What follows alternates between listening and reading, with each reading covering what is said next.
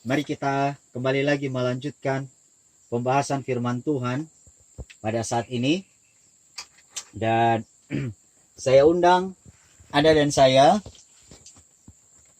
mari kita buka sama-sama dalam buku Wahyu pasal 21 ayat yang ke-7. Nah, sebenarnya topik pembahasan kita pada sore hari ini, sebenarnya ayat temanya terdapat dalam Wahyu 21 ayat yang ke-8.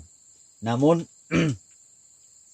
saudara-saudaraku, sebelum saya baca di dalam ayat yang ke-28, saya ingin baca di ayat yang ke-7 dulu.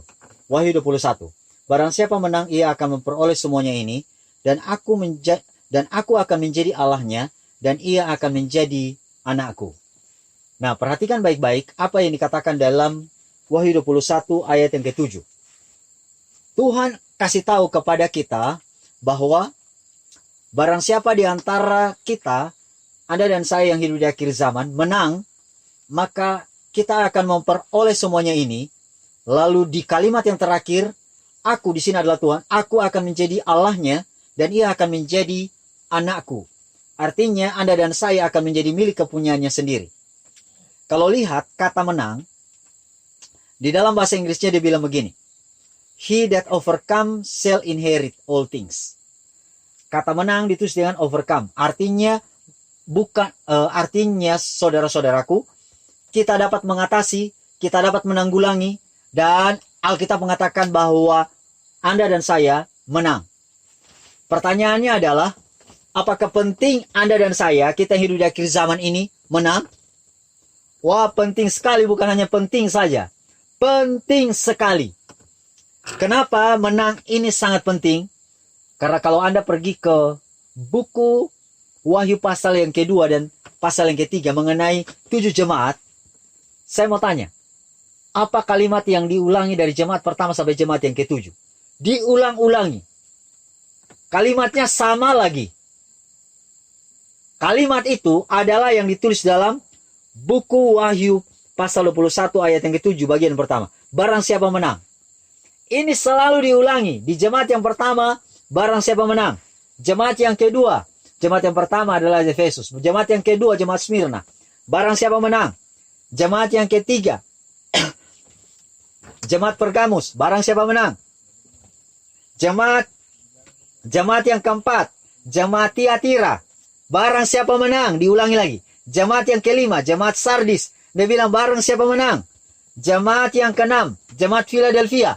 Juga dikasih tahu barang siapa menang. Sampai jemaat yang ke-7, jemaat Laodikia, juga dikasih tahu barang siapa menang. Bayangkan saja di setiap jemaat kalimat yang sama yang selalu diulangi adalah barang siapa menang. Artinya kalau diulangi 7 kali di masing-masing jemaat dari jemaat 1 sampai jemaat yang ke-7, penting atau tidak? Saya mau katakan bukan hanya penting, amat sangat penting. Pertanyaannya adalah menang terhadap apa? Oh saudara-saudara, kalau saudara langsung jawab, saudara bilang begini, menang terhadap dosa. Saya setuju itu. Tetapi, kalau Anda mau tahu, mau menang terhadap apa, jawabannya di ayat yang ke-8. Ayat yang ke-8. Dan ayat yang ke-8 itu diberikan list. Ada 8 hal yang perlu Anda dan saya kalahkan. Yang perlu Anda dan saya menangi di dalam pertempuran ini. Dalam buku Christ Object Lesson, halaman 313, dikatakan bahwa pertempuran yang paling sengit adalah pertempuran dengan diri kita sendiri. Dengan diri Anda sendiri. Bukan pertempuran dengan siapa-siapa, tetapi dengan diri sendiri. Dan itulah sebabnya yang perlu Anda dan saya kalahkan, dan perlu Anda dan saya menang, ini adalah hal yang sangat penting, adalah di dalam ayat yang ke-8. Di dalam ayat yang ke-8 ada 4 hal yang perlu Anda dan saya kalahkan. Yang pertama adalah, di sini dia bilang ini, saya baca ya. Tetapi orang-orang penakut, orang-orang tidak percaya, orang-orang keji, orang-orang pembunuh, orang-orang sundal, tukang-tukang sihir, penyembah-penyembah berhala, dan semua pendusta, Mereka akan mendapat bagian mereka dalam lautan yang menyala-nyala oleh api dan belerang. Inilah kematian yang kedua.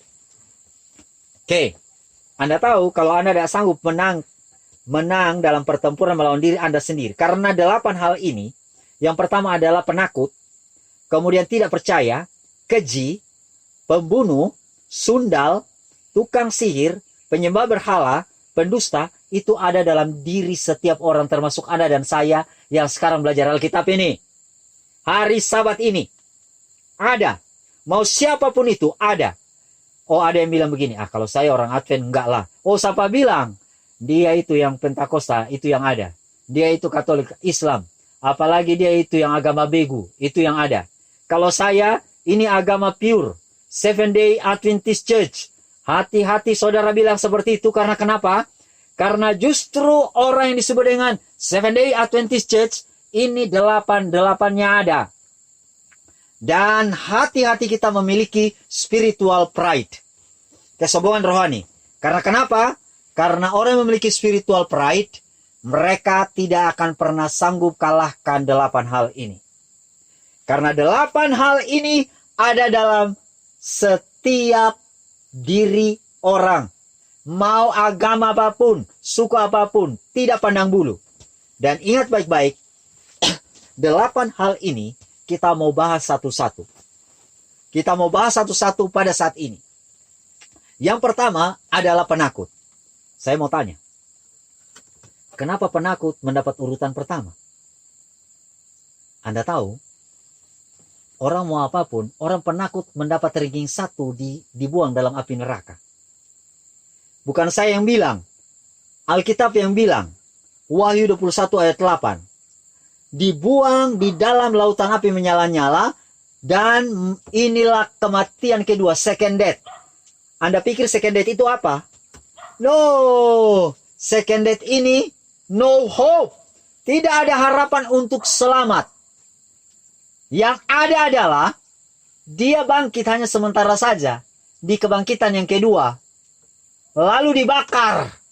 Kebangkitan yang kedua, kalau Anda mau tanya, baca sendiri dalam buku Wahyu 20 ayat yang ke-7 sampai ayat yang ke-10.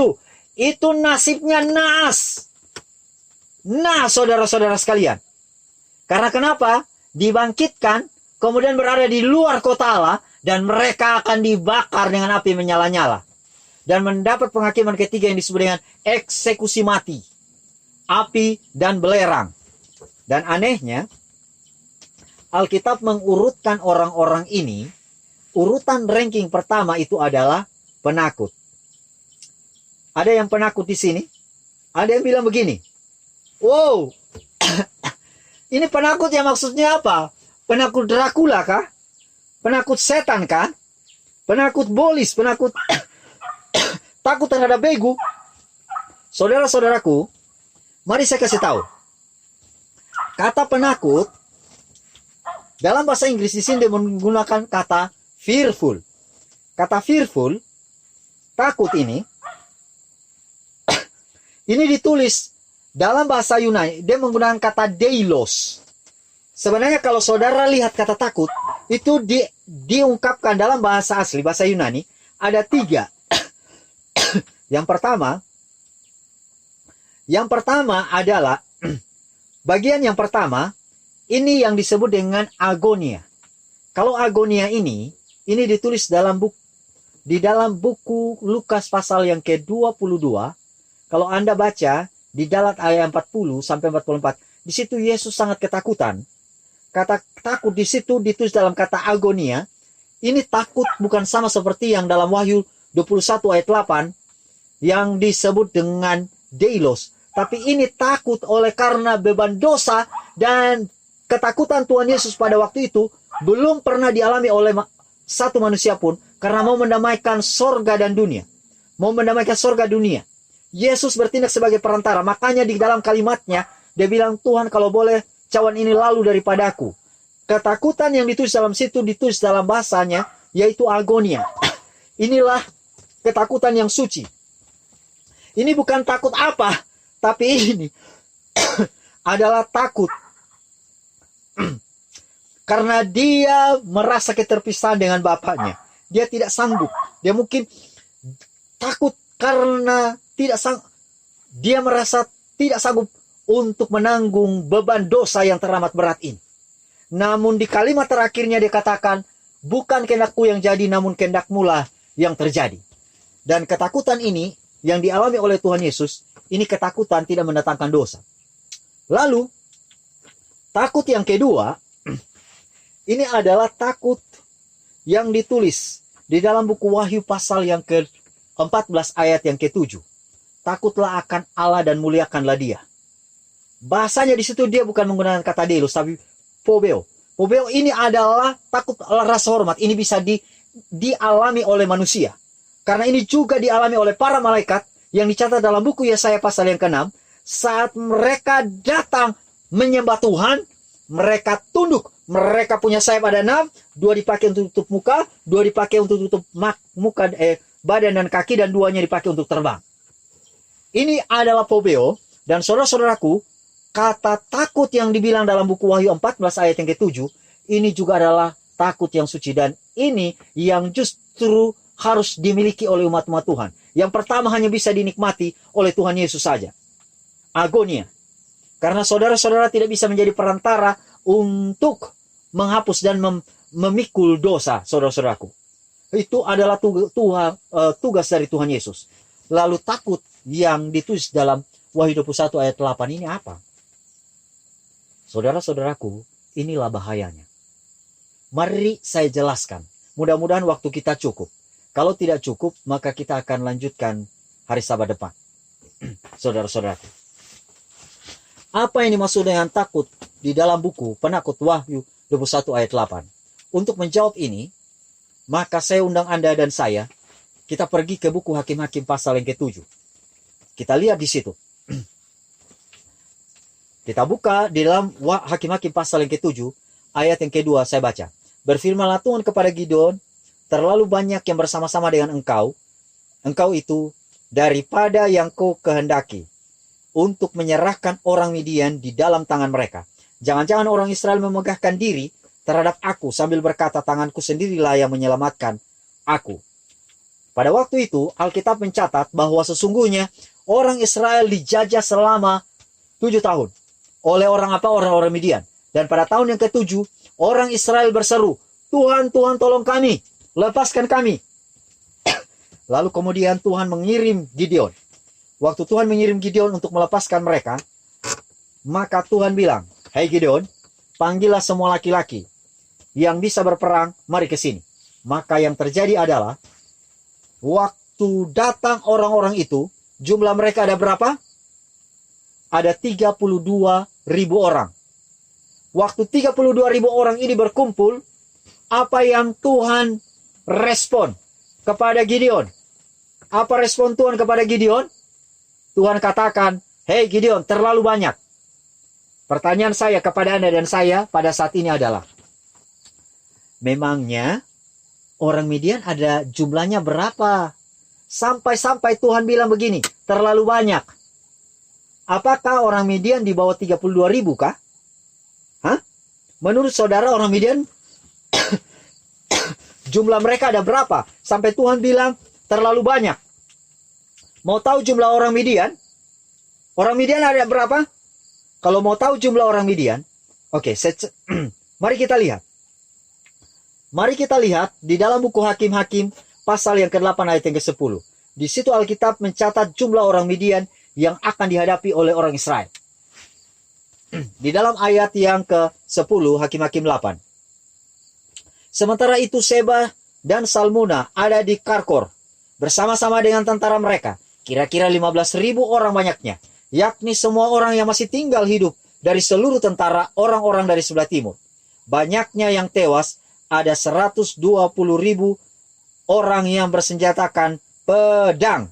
Saya mau tanya, ada berapa? Ada berapa jumlah orang Midian? Ada 135.000. Oh, saudara bisa bayangkan, 135.000 orang Midian melawan orang Israel yang datangnya laki-laki semua 32.000. Saudara tahu kurang lebih 1 banding berapa ini? 1:5. No, kalau 1:5, kalau kekuatan orang Israel, kalau kekuatan Midiannya kayak Persipura, kayak Persib Bandung, dan kekuatan orang Israel seperti Manchester United, ya masih mending. Tapi ini kebalikannya. Secara kualitas, orang Israel turun di bawah jauh orang Midian. Karena kenapa? 7 tahun dijajah, ini ngapain? Memangnya mereka ada siap-siap? Miskin, buta, dan telah melarat waktu itu. Secara kualitas berperang, orang Israel kalah. Secara kuantitas, kalah juga. Karena kenapa? Jumlah orang Midian ada 135.000, sementara jumlah orang Israel ada berapa? 32.000. Anehnya, apa yang dikatakan Tuhan terlalu banyak. Dan di dalam ayat yang ketiga, Hakim-Hakim 7, di situ dia bilang begini, maka sekarang serukanlah kepada rakyat itu, demikian, siapa yang takut dan gentar, biarlah ia pulang. Siapa yang deilos, yang penakut, pulang. Lalu ada berapa yang pulang, saudara-saudaraku? Saya mau tanya, ada berapa yang pulang? Jumlah mereka ada berapa? 22.000. Saya mau tanya, yang 22.000 orang pulang ini orang pintar atau orang goblok? Tolong jawab. Ibu Lili boleh jawab, Kak? Ini orang pintar atau orang goblok yang pulang ini? 22.000. Kan 32.000 kumpul. Yang bilang takut dan gentar, Tuhan bilang, suruh pulang ya, yang pulang, yang takut dan gentar. Saya mau tanya, yang 22. Hah? Pintar atau goblok? Kurang pintar. Oh, kurang pintar. Oh, kurang pintar. Saya mau jawab ya. Terima kasih Bu Lili udah jawab. Yang saya mau bilang, mereka ini amat sangat pintar. Ya iyalah. Kalau orang yang pintar, itu perhitungannya tinggi. Perhitungan tinggi. Dia bilang, ini kita baru selesai dijajah 7 tahun. Senjata tak ada, kekuatan pun tak ada, apalagi jumlah di bawah rata-rata. Ini artinya kita bunuh diri. Melawan orang Midian yang amat sangat hebat, yang memiliki pahlawan-pahlawan yang super duper dan luar biasa, kemudian memiliki senjata dan benteng yang luar biasa, mau melawan kita ini namanya bunuh diri. Lalu yang terjadi 22.000 orang ini pulang. Dan orang-orang ini adalah orang yang pintar karena memiliki pertimbangan yang tinggi. Saudara-saudaraku, saya mau bilang sama saudara ya. Di dalam pekerjaan Tuhan, memang pintar ini penting. Tetapi terlalu banyak pertimbangan untuk melangkah juga. Pada akhirnya saudaraku, pada akhirnya saudara tak akan langkah-langkah. Saya berikan contoh. Kalau saudara mau melayani Tuhan dulu, ada banyak sekali waktu, ada panggilan ke misionaris. Tetapi, kalau terlalu banyak pertimbangan, karena kalau mau melayani Tuhan, ya waktu saya masih ada di kampus, mau melayani Tuhan, join dengan misionaris ini, kalau mau dihitung, itu hasil akhirnya bukan 0, bukan 0, minus. Dan kalau terlalu banyak hitung secara matematika, tak akan langkah-langkah. Nanti kita gayanya kayak orang Madura, saudara. Ju maju, ndur mundur. Gitulah. Masih lebih baik seperti orang Ambon, saudara-saudara. Jadi 1, 2, 3 itu cepat. 1, 2, 3. Tapi kalau orang Madura tuh 1, 2. Nggak maju-maju, saudara-saudara. Ndur mundur, ju maju. Saudara-saudara. Jadi, Anda dan saya hidup di akhir zaman. Betul, Tuhan berikan otak kepada Anda dan saya. Tetapi jangan pernah berhitung dalam melangkah untuk mengikuti Tuhan. Karena hasil akhirnya akan minus. Kalau 0 syukur, tapi hasil akhirnya minus. Secara matematika Anda tidak akan bisa hitung. Hasil akhirnya akan minus.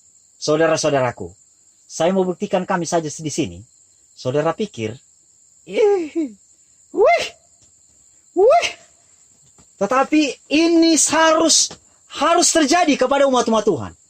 Makanya tidak ada istilah bilang begini. Kalau saya mau mengikuti Tuhan itu, hidup senang-senang, foya-foya, banyak harta, Tuhan Yesus datang masuk surga.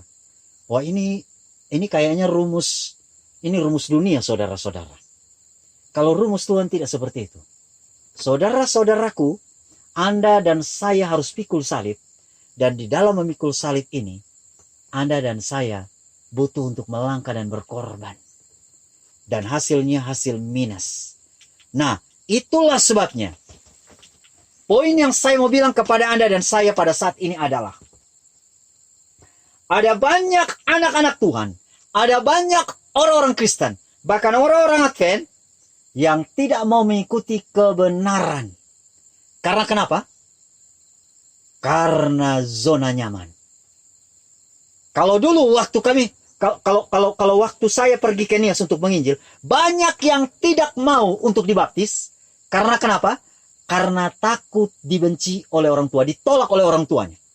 Tidak mau dibaptis karena takut ditolak oleh masyarakat. Hal yang sama juga terjadi di mohon maaf kalau orang Simalungun di sini ya. Orang Simalungun, waktu kita mau menginjil sama mereka, waktu daerah Simalungun di Delikrai, banyak yang nggak mau dibaptis. Karena kenapa? Terikat oleh adat, takut dihajar oleh adat. Adatnya keras, saudara-saudara. Oleh karena adat, Anda dan saya tidak berani melangkah. Banyak orang tidak mau melangkah mengikuti kebenaran. Oleh karena orang tua, Anda dan saya takut mau mengikuti kebenaran. Oleh karena kenyamanan, Anda dan saya takut mengikuti kebenaran. Dan itulah sebabnya orang penakut, Deilos, mendapat urutan pertama, ranking 1, dibuang dalam api neraka. Saya mau tanya, saudara tipikal orang pemberani atau penakut? Kalau soal berani dalam hal menangani setan dan begu, saudara-saudaraku, oke lah. Tetapi ini dalam menjalankan prinsip. Banyak orang melalaikan prinsip oleh karena takut. Takut kehilangan jabatan, takut kehilangan uang, takut kehilangan kenyamanan, takut kehilangan harta, takut kehilangan teman. Dan inilah alasannya. Orang penakut mendapat urutan di bagian pertama, dibuang dalam api neraka. Lalu, di dalam bagian yang kedua, dia bilang, orang-orang tidak percaya. And unbelieving. Bahasa Inggrisnya menggunakan kata and unbelieving. Unbelieving, kalau saudara perhatikan baik-baik, di dalam bahasa aslinya, bahasa Yunani, dia menggunakan kata apistos. Nah, apistos ini sama dengan unfaithful. Sama dengan unfaithful. Tahu apa unfaithful? Tidak setia. Sama dengan tidak setia. Saudara-saudaraku yang kekasih dalam Tuhan, saya mau baca di dalam buku saya mau baca di dalam buku 1 Samuel pasal 12 ayat yang ke-24. Firman Tuhan bilang begini, hanya takutlah akan Tuhan dan setialah beribadah kepadanya dengan segenap hatimu, sebab ketahuilah betapa besar hal-hal yang dilakukannya di antara kamu. Saudara-saudaraku, mari saya mau kasih tahu sehubungan dengan apistos ini, unfaithful ini. Unfaithful ini, tidak setia ini muncul oleh karena faithless. Saudara tahu faithless? Kurang iman. Saudara tahu kenapa kurang iman? Karena iman tidak dilatih. Pada waktu hari Sabat lalu saya sudah jelaskan itu. Kenapa iman tidak dilatih, saudara-saudaraku? Karena masalahnya saudara kurang yakin. Saudara kurang yakin. Amaran di akhir zaman, saudara harus melangkah. Saya berikan contoh. Pada waktu orang Israel menghadapi Laut Merah, Tuhan nyuruh itu Musa tunjuk Laut Merah dan dia terbelah dan lewat. Tetapi pada waktu mereka lewat Sungai Jordan, mereka tidak tunggu itu Sungai Jordan terbelah, saudaraku. Tidak tunggu. Mereka harus langkah, dan saudara tahu, Sungai Jordan waktu mereka langkah pertama, Sungai Jordan tidak terbelah. Langkah yang kedua tidak terbelah. Langkah yang ketiga tidak terbelah. Mereka tidak tunggu Sungai Jordan terbelah, lalu mereka melangkah. Karena nantinya mereka akan mendapat gelar unfaithful. Mereka akan mendapat gelar apistos. Ini tidak, karena kurang iman. Mereka pertanyaannya sampai langkah ke berapa? Baru Sungai Jordan terbelah. Tidak tahu, tanya saya juga tidak tahu. Tetapi yang jelas adalah, pada waktu mereka melangkah Sungai Jordan sudah di perut, kalau sampai di dada, saya tidak tahu langkah ke yang keberapa itu. Tiba-tiba Sungai Jordan terbelah, saudaraku. Jangan pernah mengharapkan mujizat itu ada kalau saudara tidak melangkah. Saudara melangkah satu langkah, Tuhan akan genapkan 1000 langkah. Dan saudara akan lihat mujizat. Hal yang terjadi kepada umat Tuhan adalah mereka tunggu keadaan baik-baik baru melangkah. Oh, nonsen saudara-saudaraku. Saudara tidak akan pernah melihat keadaan baik. Dalam keadaan tidak baik pun melangkah. Dan inilah yang terjadi kepada umat-umat Tuhan yang setia. Ini poin pertama, sehubungan dengan apistos. Saudara-saudaraku, poin yang kedua yang saya mau bilang adalah, kalau saudara pertama kali setia, karena kata lain dari unfaithful itu adalah faithful. Faithful itu artinya setia, unfaithful itu artinya tidak setia. Saudara, saya bukan datang dari Advent. Tetapi di tahun 1992, saya dibaptis. Waktu saya dibaptis, saudara-saudara, saudara pikir saya orang baik. Tidak baik, saudara-saudaraku. Saya sudah dibaptis jadi Advent. Saya jadikan malam itu siang. Bayangkan, saudara-saudaraku, makanya di Kupang sana itu, kalau saudara pergi itu, diskotik berjalan.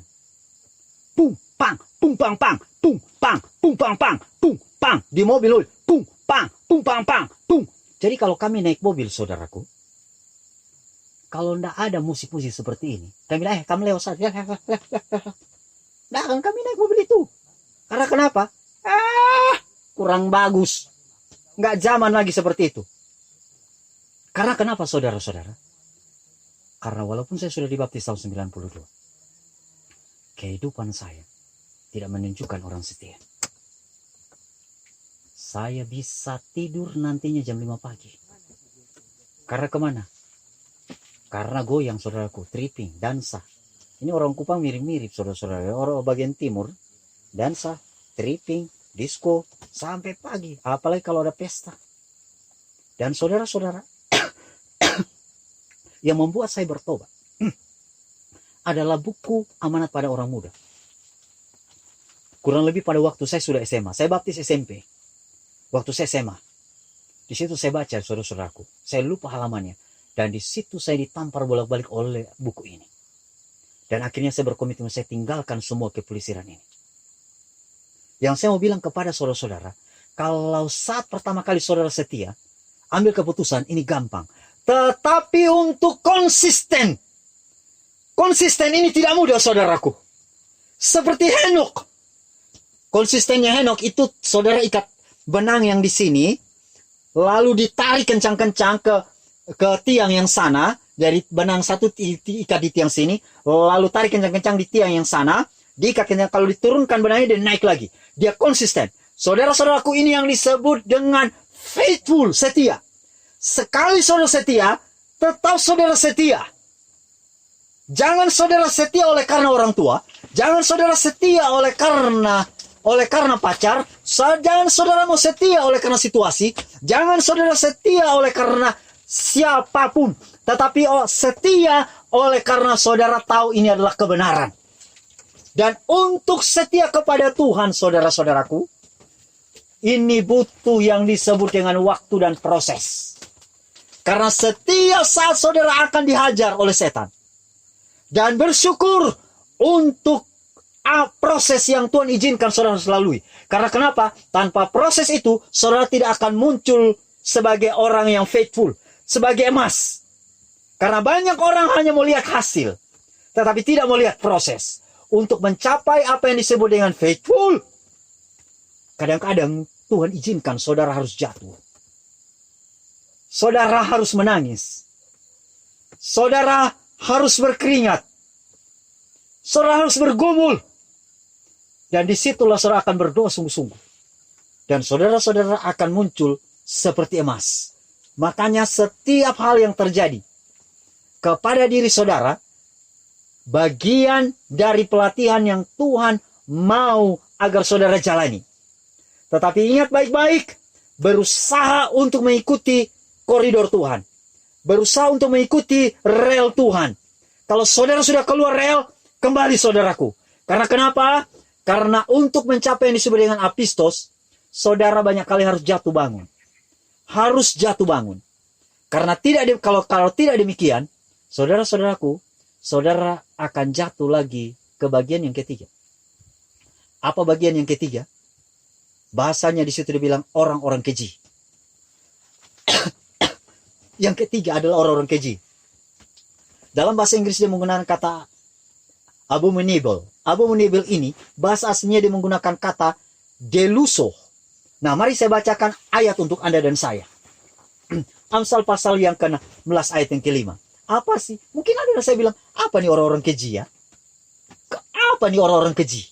Apa ini yang disebut dengan abominable? Abominable ini apa? Nah, di dalam buku Amsal pasal yang ke-16 ayat yang ke-5, di situ dia bilang begini, setiap orang yang tinggi hati adalah kekejian bagi Tuhan. Sungguh ia tak akan luput dari hukuman. Saya mau tanya, hal keji yang pertama di hadapan Tuhan adalah apa? Orang tinggi hati. Itulah sebabnya saudara-saudaraku, kalau ada di gereja yang bikin program games, tolong stopkan itu, saudara. Kalau ada di gereja yang bikin program orang Advent mencari bakat, stopkan itu, saudara-saudara. Ada yang disebut dengan peslani, pesta lagu-lagu rohani. Atau kemudian kompetisi lagu-lagu rohani. Kompetisi ayat-ayat hafalan. Stop. Karena kenapa? Ini keji. Karena kenapa? Saudara baca sendiri dalam buku Adventist Home 500. Tuhan menentang setiap bentuk kompetisi. Karena ini akan mempertebal apa yang disebut dengan tinggi hati.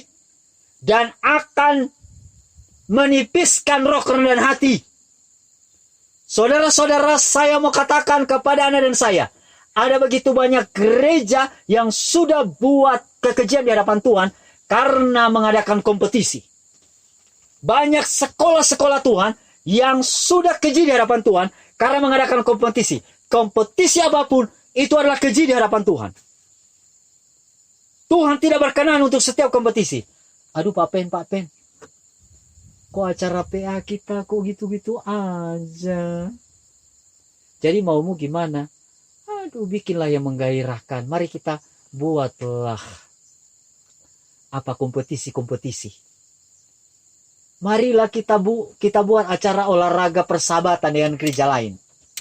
Nanti siapa yang menang dikasih hadiah loh. Saudara dapat hikmah dari mana ini? Ini adalah kekejian di hadapan Tuhan, saudara-saudaraku. Selanjutnya, di dalam buku Amsal pasal 15 ayat 26. Rancangan orang jahat adalah kekejian bagi Tuhan. Tetapi perkataan orang ramah itu suci. Dalam bahasa Inggris, the thought of wicked are abomination to the Lord. Jadi pikiran saudara-saudaraku, pikiran saudara yang jahat. Saudara tahu pikiran saudara yang jahat? Pikiran saudara yang jahat? Saudara merancangkan kejahatan, benci orang, itu pikiran jahat. Termasuk anak-anak muda yang pikirannya kotor. Yang lalu saya sudah bilang, yang anak-anak muda yang pikirannya lalu datang kepada apa? Onani. Keji di hadapan Tuhan itu. Saudara-saudara. Karena kenapa? Karena membiasakan diri mereka menonton hal-hal yang tidak benar. Dan semuanya itu adalah kekejian bagi Tuhan. Dan hal yang keji lagi di hadapan Tuhan. Ini Tuhan bilang orang-orang keji. Ini urutan nomor 3 dikasih masuk dalam api neraka. Mohon maaf ya, kalau ini agak keras. Selanjutnya, Amsal 17 ayat 15. Saudara boleh buka Alkitab saudara. Membenarkan orang fasik dan mempersalahkan orang benar. Kedua-duanya adalah kekejian bagi Tuhan. Saudara coba lihat ini pengadilan-pengadilan yang ada di dunia. Orang yang benar bisa dipersalahkan, orang yang salah bisa dibenarkan. Kalau begitu apa beda dengan yang ada di kita punya organisasi ini?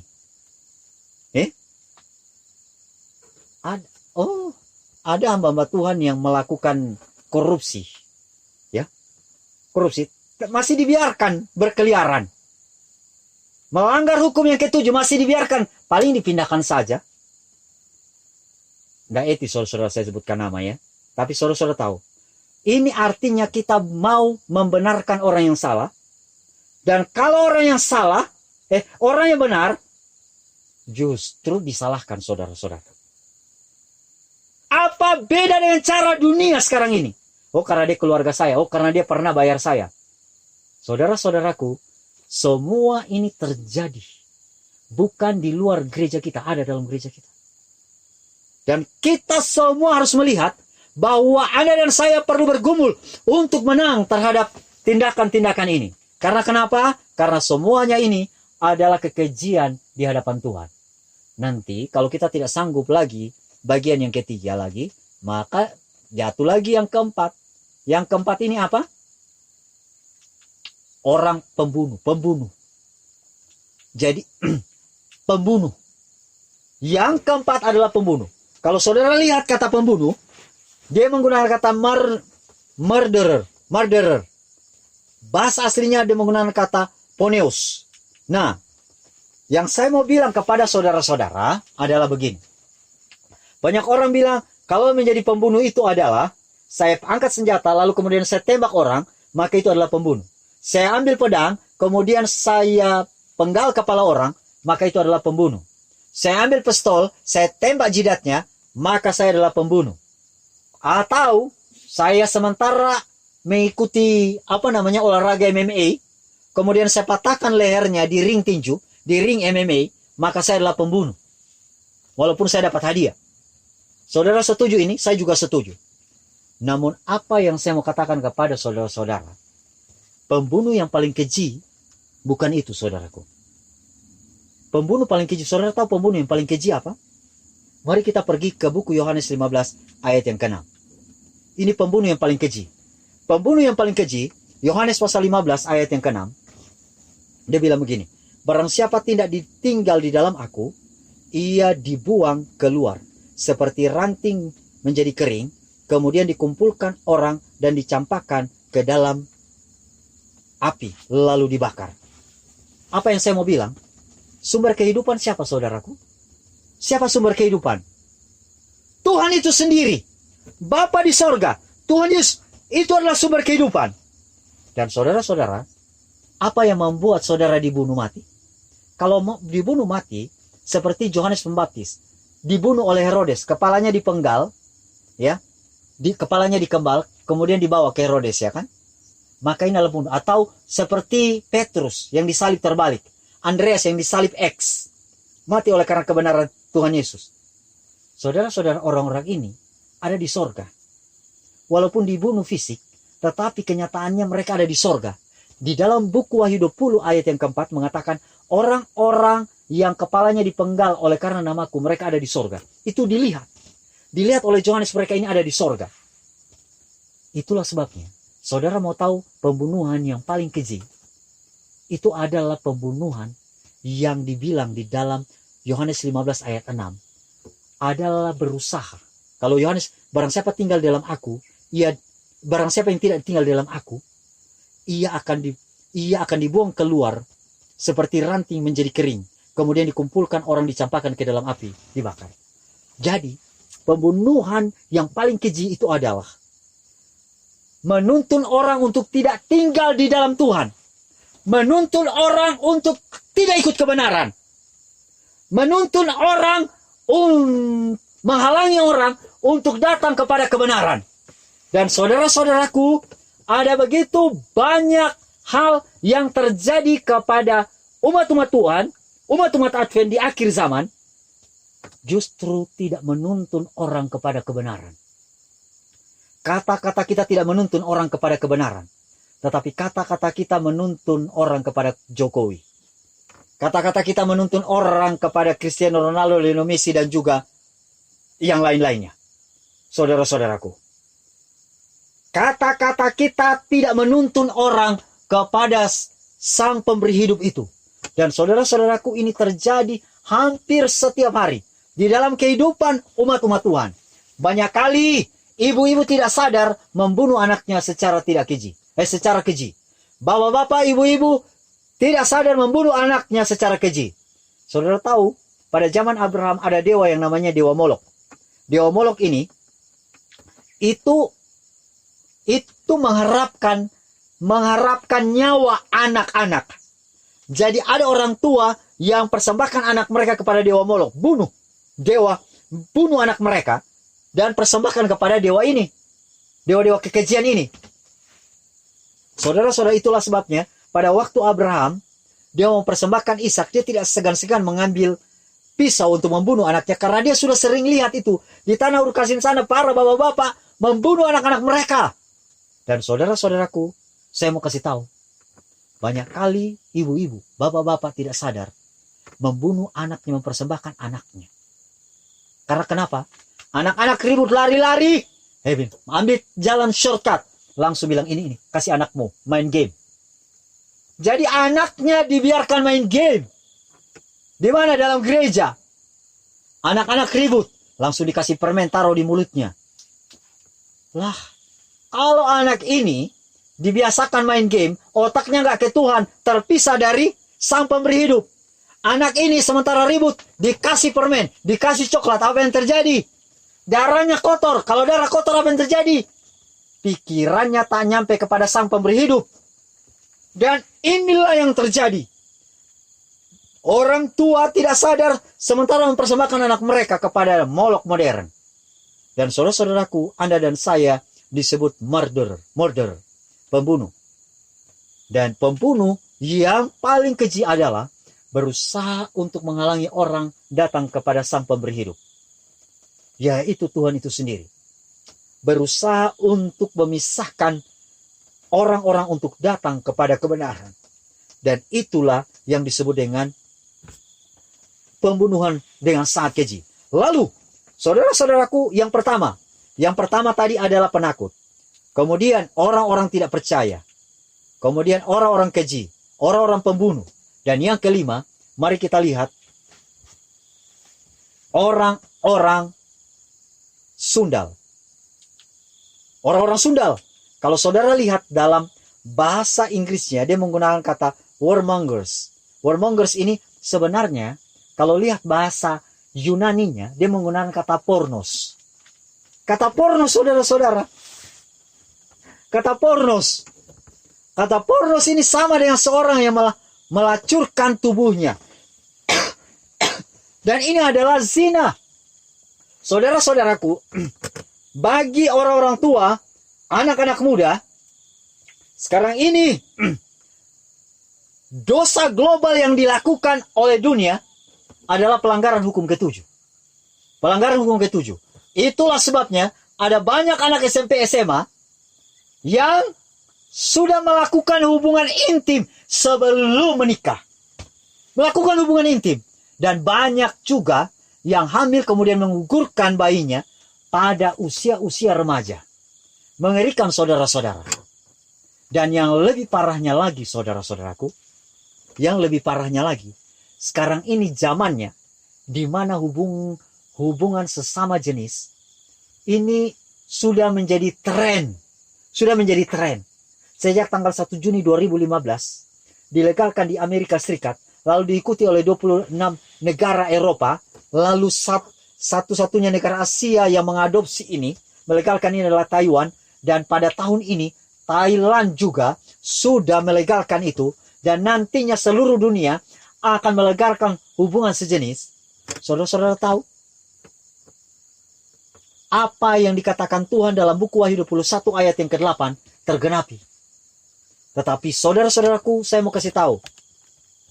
Di dalam buku 1 Korintus 6 ayat yang ke-9 sampai 10 dikatakan bahwa, atau tidak tahukah kamu bahwa orang-orang yang tidak adil tidak akan mendapat bagian dalam kerajaan Allah? Jangan sesat, orang cabul, penyembah berhala, orang berzina, banci, orang pemburit, pencuri, orang kikir, pemabuk, semuanya ini mereka akan mendapat bagian dalam, mereka tidak akan mendapat bagian dalam kerajaan Allah.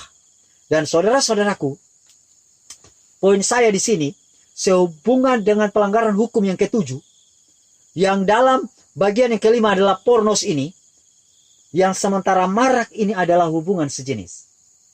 Ada murid saya, saudara-saudara. Dia mencintai, ada murid saya, saudara. Saya tidak perlu sebut ya namanya. Dia mencintai seorang pria. Pria ini sama-sama satu Advent sama-sama, saudara-saudara. Sudah mendekat, sudah berapa bulan mereka menjalani hubungan. Tetapi saudara-saudara, lama-lama pria ini dia jujur. Dia bilang begini, saya nggak suka engkau, saya nggak suka kamu. Lalu ditanya, kenapa? Karena saya lebih menyukai laki-laki. Bayangkan saja. Saya lebih menyukai laki-laki. Dan saudara-saudaraku, ini bukan hanya terjadi pada zaman Nuh sama seperti yang dibilang dalam buku Matius pasal 24 ayat yang ke-38, 37. Di situ apa yang dibilang? 38, 37. Sebab sebagaimana halnya pada zaman Nuh, demikian pula halnya kelak pada kedatangan anak manusia. Sebab sebagaimana mereka pada zaman sebelum air bah itu makan dan minum, kawin dan mengawinkan, sampai kepada hari Nuh masuk ke dalam bahtera. Saudara-saudaraku, yang saya mau katakan kepada saudara adalah, apa yang salah pada zaman Nuh? Makan, minum, kawin dan mengawinkan. Dan hal kawin mengawinkan ini di dalamnya adalah hubungan sejenis. Saudara-saudaraku, pelanggaran terhadap hukum ketujuh ini telah marak di mana-mana. Tetapi itu dimulai dari hal yang kecil. Dimulai dari hal yang kecil. Karena kenapa? Saudara jangan pandang enteng apa yang dibilang dalam Alkitab. Matius pasal yang ke-24 ayat yang ke-37-38. Karena mereka salah makan dan minum, maka yang terjadi salah kawin. Hal yang terjadi juga pada zaman ini. Orang-orang yang salah makan dan minum akan berdampak kepada mereka punya nafsu dan hormon dalam tubuh. Tidak usah jauh-jauh saudara-saudaraku. Kalau saudara tanya para wanita yang ada di Jakarta atau di Medan, di kota-kota, yang kebanyakan makan telur Australia, ini telur-telur ayam ras ya, telur-telur yang pakai hormon ini, tanpa perkawinan jantan dan betina. Saudara coba tanya, ya, saudara tanya, datang bulan teratur, ada datang bulan teratur, rata-rata datang bulan tidak teratur, karena mereka bukan makan telur, makan ini hormon, yang pada akhirnya merusak siklus. Ada banyak makanan-makanan yang sebenarnya merusak. Salah makan, salah kawin, saudara-saudaraku. Dan inilah yang terjadi. Bukan hanya kepada hal makan, tetapi berpakaian. Saudara tahu, waktu sejarah Rapat General Conference di tahun 1863. 1863, gereja kita diorganisir. 6 kali berturut-turut rapat General Conference. Yang pertama itu bahas tentang reformasi berpakaian dan reformasi kesehatan. Artinya sangat penting. Karena kenapa? Orang sudah tidak peduli lagi. Tidak peduli dengan makanan dan cara berpakaian. Cara berpakaiannya ini sudah mengikuti selebritis. Mini-mini dipakai. Kalaupun rok panjang, dia terbelah sampai di hampir dekat pantatnya, saudara-saudaraku. Akhirnya orang ke gereja, dia pakai juga pakaian seperti ini. Orang dengarkan firman Tuhan, konsentrasinya buyar. Karena kenapa? Karena banyak laki-laki yang dibantu berbuat dosa dengan penglihatannya. Saudara-saudaraku, saya mau kasih tahu, apa yang terjadi pada zaman Nuh terjadi juga pada zaman kita.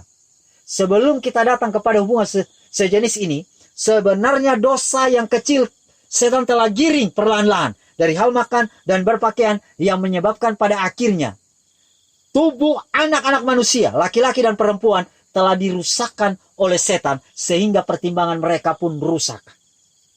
Yang pada akhirnya sampai kepada titik yang disebut dengan LGBT. Lesbi, gay, transgender, dan juga bisex. Dan ini terjadi.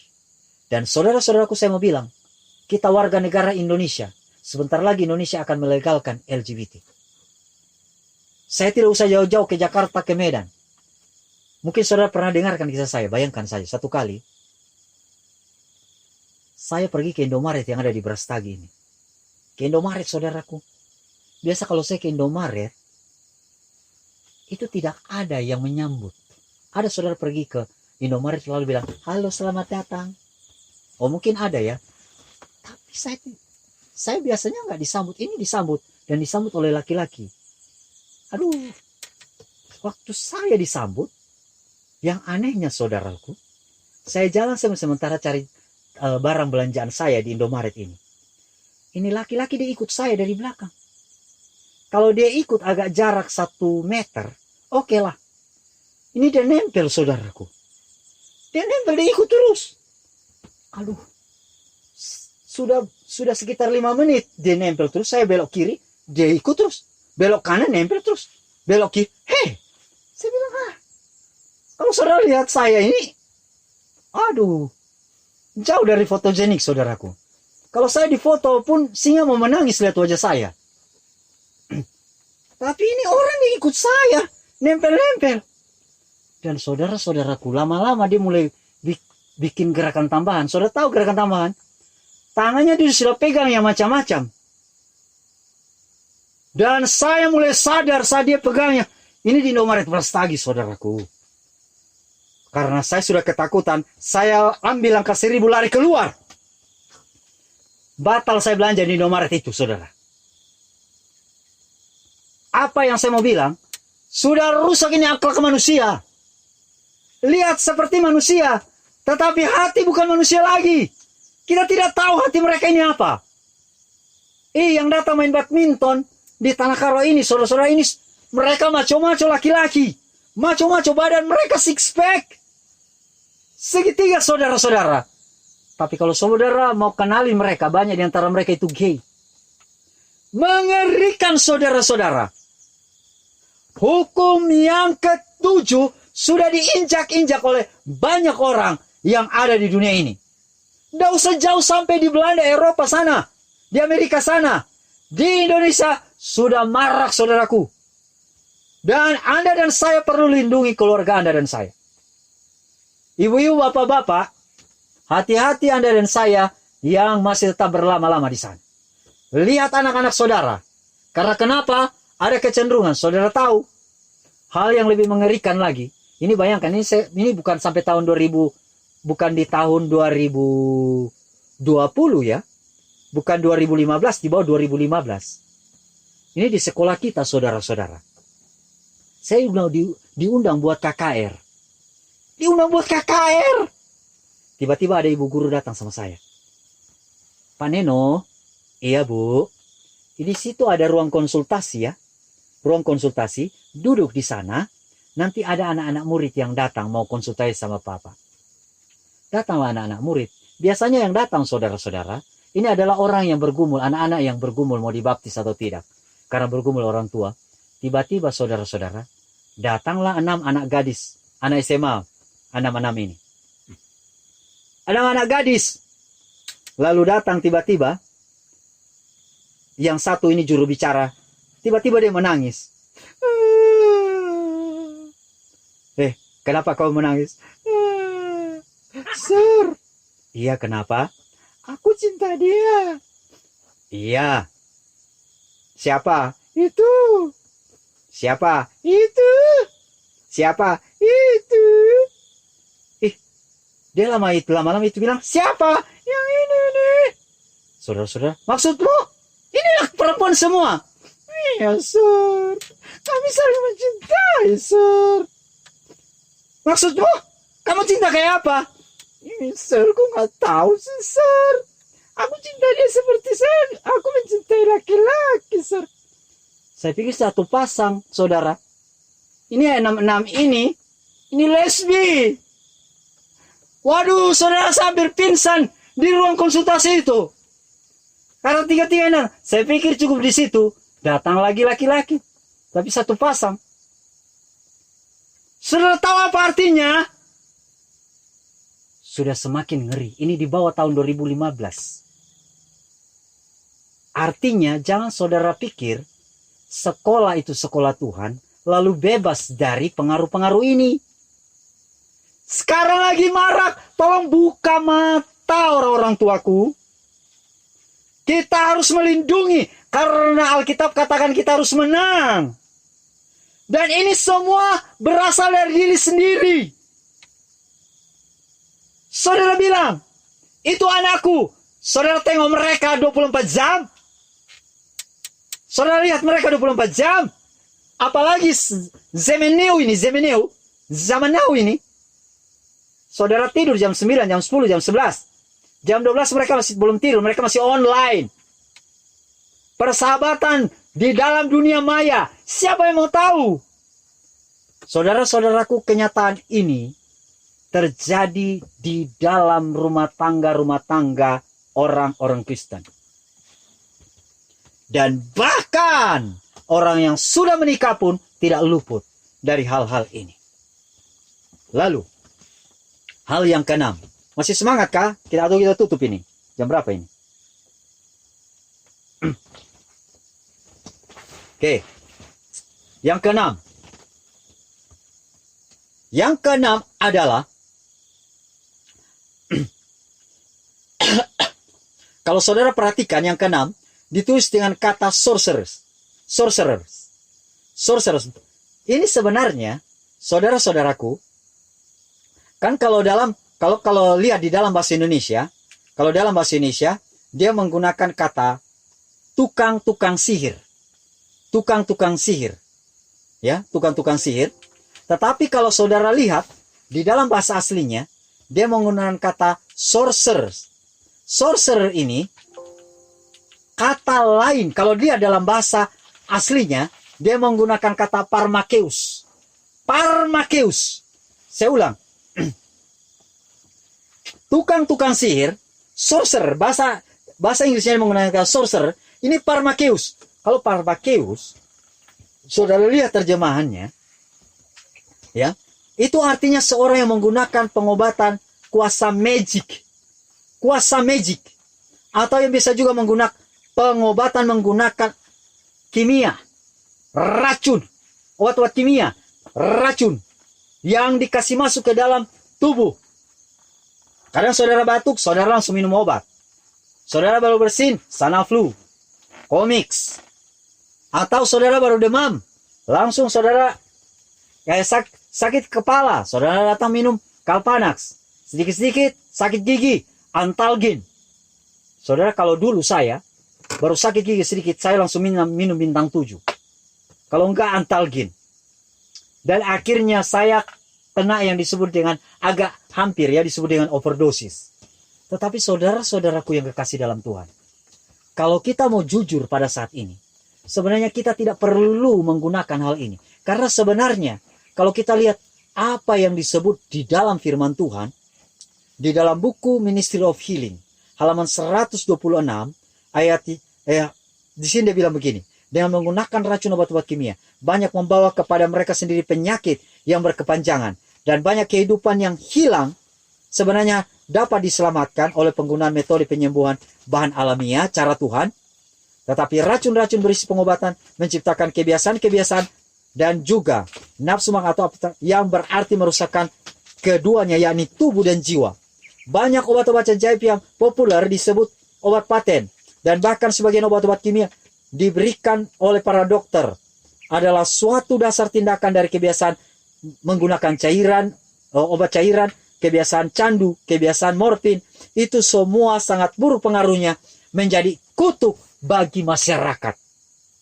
Ingat baik-baik, tidak perlu kita menggunakan obat-obat kimia ini.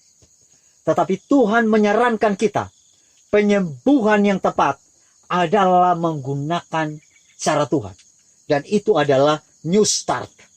Dan saudara-saudaraku, selanjutnya, hanya satu-satunya harapan hal yang lebih baik adalah kepada pendidikan umat dalam prinsip-prinsip yang benar. Biarlah para dokter mengajarkan umat bahwa kuasa penyembuhan bukan pada obat-obat kimia, tapi pada obat-obat alamiah. Kemudian, dengan menggunakan racun-racun obat kimia, oke.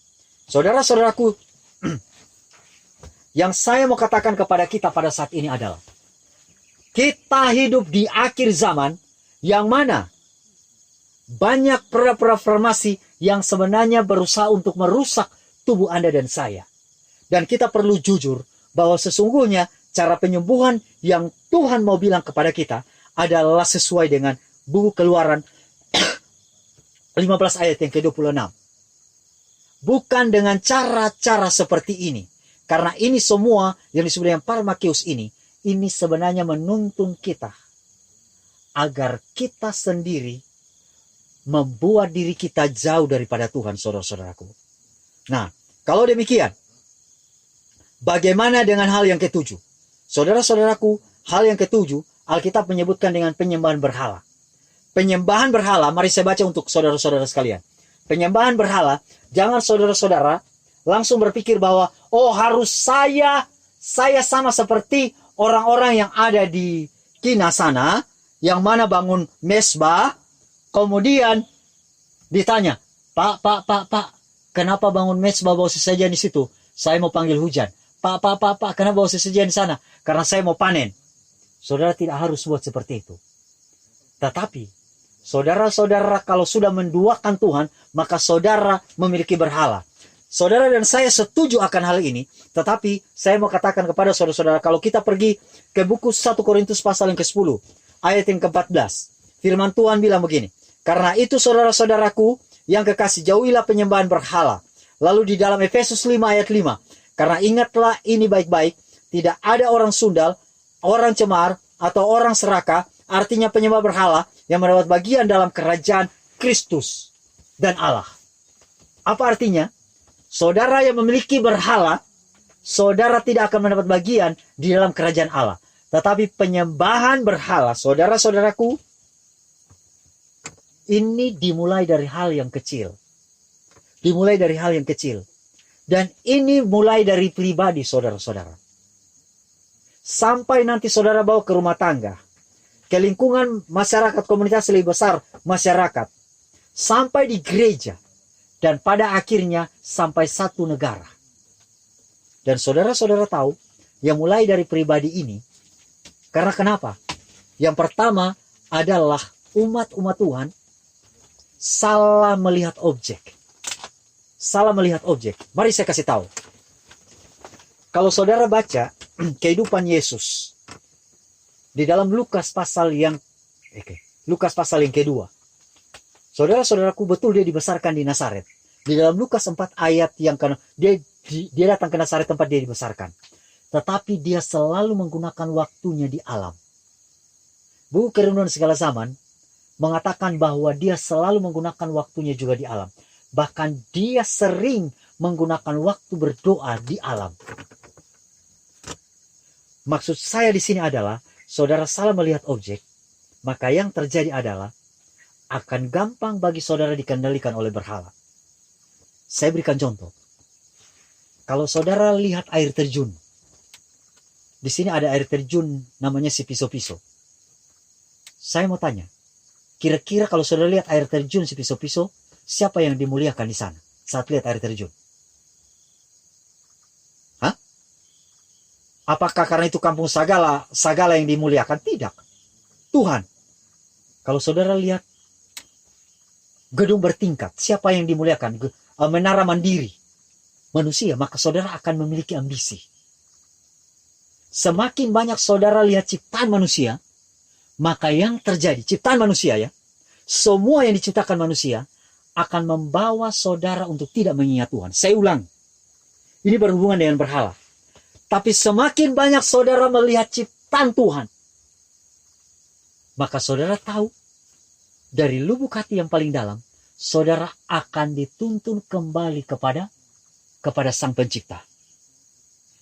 Itulah sebabnya, kalau saudara datang ke gereja, mari kita jujur-jujuran datang ke gereja. Ada yang bawa mobil Alphard, ada yang Innova, ada yang Pajero, ada yang Avanza, ada yang pakai sepeda motor, ada yang GL, goyang lutut.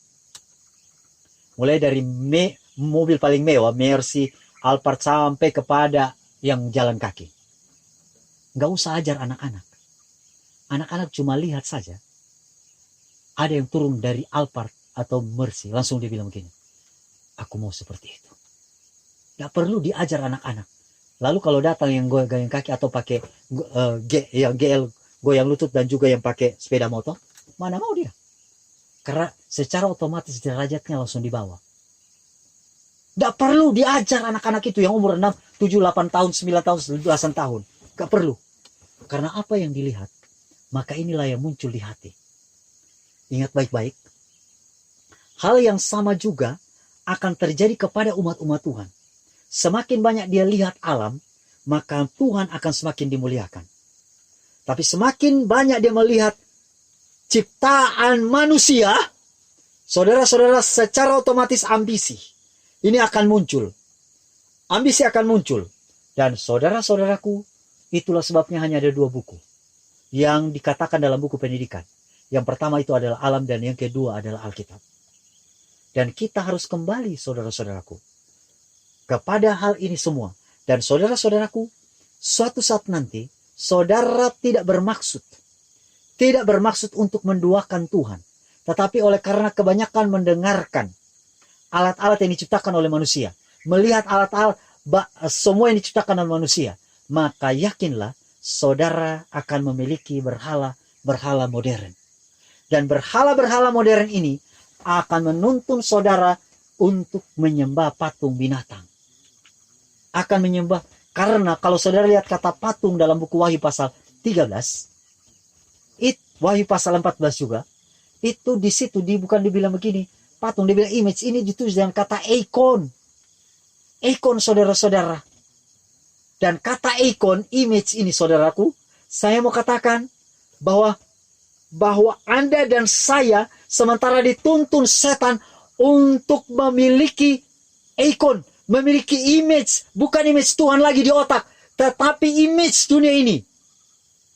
Gambar dunia ini, bukan gambar Tuhan lagi di otak kita, tetapi gambar dunia ini yang akhirnya secara perlahan-lahan Anda dan saya akan jatuh kepada penyembahan berhala. Dan oleh karena jatuh kepada penyembahan berhala, maka saudara akan membantu untuk menyesatkan orang. Maka di dalam bagian yang ke-8, hal yang ke-8 yang saudara kalahkan, saudara sebenarnya tidak bisa kalahkan, adalah apa? Adalah liars. Dan liars bahasa aslinya, dia menggunakan kata pseudes. Pseudes ini penyesatan, saudaraku.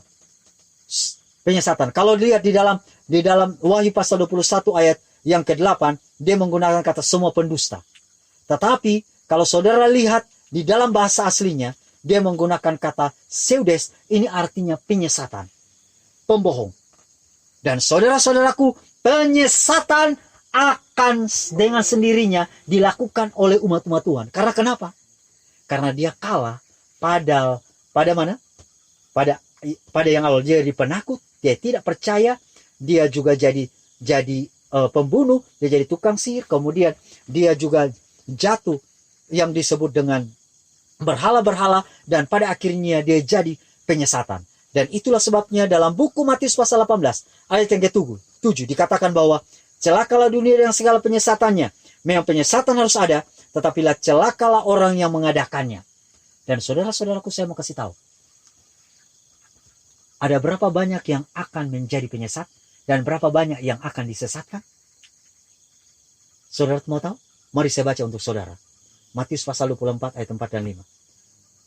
Jawab Yesus kepada mereka, waspadalah supaya jangan ada orang yang menyesatkan kamu. Sebab banyak orang akan datang dengan memakai namaku dan berkata, Akulah Mesias, dan mereka akan menyesatkan banyak orang. Di dalam buku Matius 24 ayat yang ke-5, dikatakan akan banyak yang menyesatkan dan banyak yang disesatkan. Sekarang, kalau berbicara mengenai banyak ini, mayoritas atau minoritas? Mayoritas atau minoritas? Mayoritas! Dan kalau berbicara mayoritas, saudara, kita harus jujur. Agama apa di dunia ini yang menjadi agama mayoritas? Kristen? Saudara Kristen? Kristen, saudara dan saya harus ingat, agama mayoritas dunia ini adalah Kristen. Dan yang disebut Kristen adalah calon-calon penyesat. Dan yang lebih parahnya lagi, Yesus bilang, waspadalah supaya jangan ada orang. Kata orang di sini, dia mau kata, and take heed that no man ini adalah laki-laki. Waspadalah supaya jangan ada laki-laki. Laki-laki yang ada di sini, ini calon penyesat. Termasuk saya. Namun saya mau kasih tahu kepada saudara-saudaraku, bagi yang sudah menikah,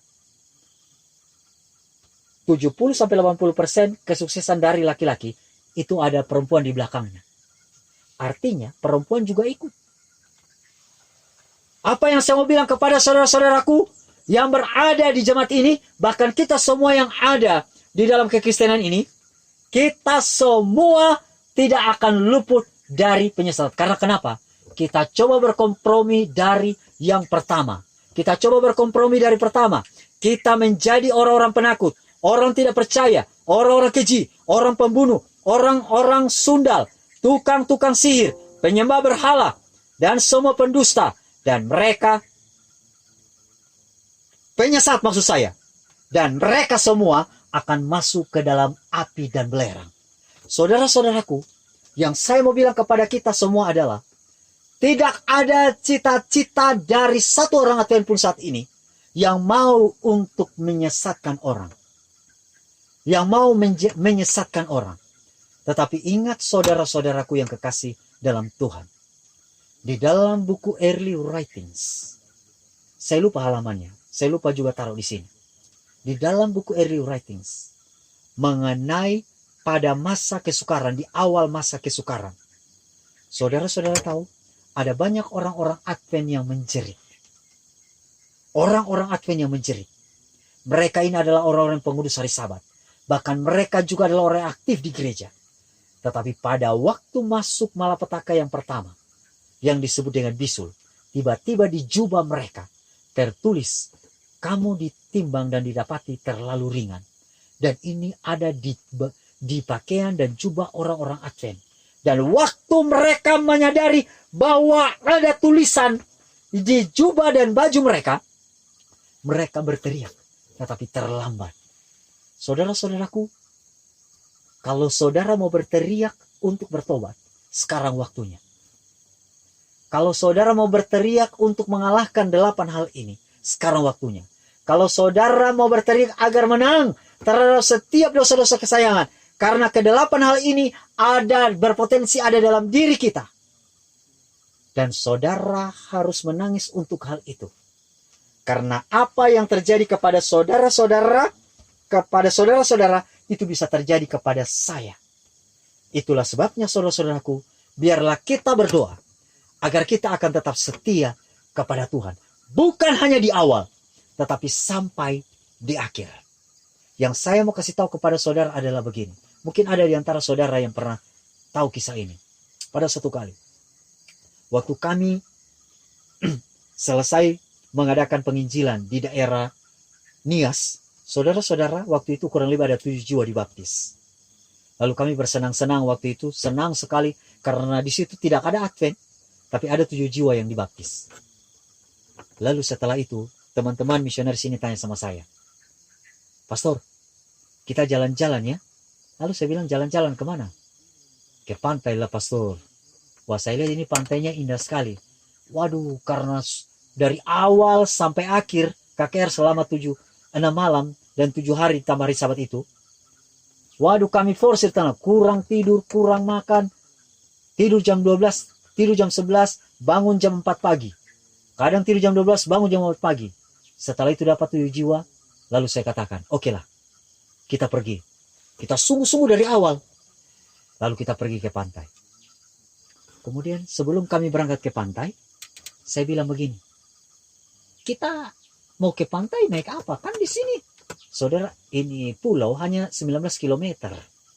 Jadi hanya bisa keliling pakai sepeda. Jadi mana sepeda? Dia bilang, oh ada sepeda. Dipinjamkanlah sepeda. Saudara-saudara, jadi kami pakai sepeda, ada kurang lebih, kami ada 12, ada hampir 20 orang ya, bersama dengan yang sudah dibaptis ini. Ada beberapa orang kampung ikut kami. Jadi dipinjamlah sepeda, kurang lebih ada 10. Jadi saya bawa ini sepeda 1, lalu saya bonceng. Saya bonceng ada teman misionaris. Lalu kami pun mulai jalan. Jalan ini rata, saudara-saudara. Lama-lama saudara-saudaraku, jalannya mulai miring menukik ke agak mulai terjal, tetapi nggak terlalu terjal. Masih agak landai, tapi mulai dikit curam dikit ya. Lama-lama saudara-saudaraku, dia mulai lebih miring lagi. Mulai lebih miring sampai akhirnya, wah, kemiringannya ini saudara-saudaraku sudah mulai lumayan curam, mulai terjal. Jadi kecepatan sepeda tadinya ada sekitar yang boleh saya bilang ada sekitar kecepatannya ada sekitar 100 meter per jam, saudara-saudaraku. Tapi ini dia sudah mulai cepat sekali. cepat sekali saudara-saudaraku. Dan saya rasa sepeda saya ini sudah cepat seperti kecepatan roket. Dan saya tidak lihat lagi teman-teman di depan. Waktu kecepatannya ini sudah cepat sekali, saya coba untuk injak rem. Tapi ternyata remnya tidak ada. Maka saya berteriak, ini turunan ini. Yang saya boncengi di belakang juga teriak. Wow! Wow! Kami teriak-teriak saudara-saudaraku. Dan pada akhirnya saya sudah hilang kendali. Dan bagaimana caranya saya mulai masuk hutan. Dan ini pohon-pohon, dahan-dahan pohon mulai kena kepala saya. Dan akhirnya saya jatuh bersama dengan sepeda dan yang saya bonceng. Setelah jatuh, saya lihat yang saya bonceng ini, dia pingsan. Kemudian dia pingsan, saya sudah takut, saya pikir dia mati. Lalu saya coba bangunkan dia, woi, bangun. Waktu saya bangunkan dia, ternyata dia pingsan. Lalu kami coba lihat. Kami lihat, tahu teman-teman kami yang di depan, kami yang paling belakang, itu semua celaka. Ada yang patah tangan, ada yang kakinya berdarah, ada yang dia punya dagunya berdarah, tangannya berdarah, sudah berdarah-darah semua saudaraku. Lalu setelah itu kami kumpul dan kami berdoa. Kami minta ampun sama Tuhan. Kami bilang, Tuhan, ini kesalahan kami. Saudara tahu kenapa? Karena kami hanya fokus di pertama dan pertengahan saja. Di akhirnya hilang fokus. Karena kenapa sudah dapat 7 jiwa, pikir kami sudah berhasil. Dan akhirnya, di akhirnya kami lupa untuk tetap konsisten, setia sama Tuhan. Saudara-saudaraku, yang saya mau bilang kepada saudara adalah, kalau saudara diizinkan setia kepada Tuhan di awal, pertengahan, di akhir juga setia. Karena kenapa? Kalau saudara tidak setia sampai akhir, saudara akan celaka. Dan dengan kata lain, kalau saudara tidak setia sampai di akhir, itu artinya ada satu bagian dari 8 yang ditulis dalam Wahyu 21 ayat 8 yang saudara tidak sanggup untuk kalahkan. Dan inilah yang menyebabkan kita tidak berjumpa di surga. Biarlah Tuhan memberkati kita agar kita tetap setia sampai akhir. Tuhan Yesus memberkati.